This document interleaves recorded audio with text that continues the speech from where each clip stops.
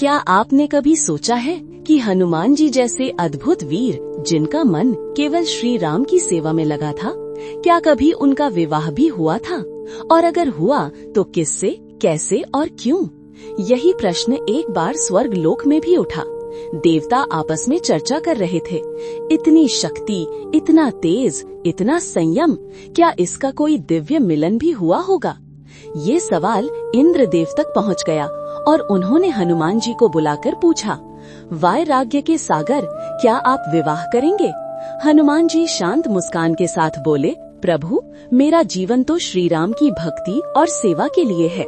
लेकिन तभी एक और प्रश्न उठा, क्या धर्म को कभी कभी किसी असामान्य निर्णय की भी आवश्यकता नहीं होती? इंद्र ने बताया कि सूर्य देव की एक पुत्री है, सुवर्चला, तेजस्विनी, तपस्विनी और ज्ञान की मूर्ति। क्या ये संभव है कि नियति ने उसे हनुमान के लिए ही जन्म दिया? हनुमान जी मौन रहे, क्योंकि ये सवाल साधारण नहीं था। उन्होंने श्री राम के चरणों में ये प्रश्न रखा, प्रभु, क्या ये मार्ग मुझे चलना चाहिए?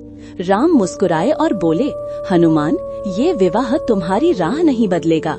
ये सांसारिक नहीं, केवल धर्म स्थापन का एक और चरण है। ये सुनकर हनुमान जी ने पहली बार महसूस किया कि ये केवल विवाह नहीं, बल्कि एक दिव्य उत्तर था, एक अनदेखे प्रश्न का समाधान।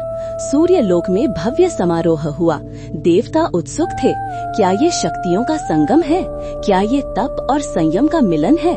अग्नि भी शांत लौ बनकर खड़ी रही, मानो वो भी इस अनोखे विवाह की गरिमा समझ रही हो।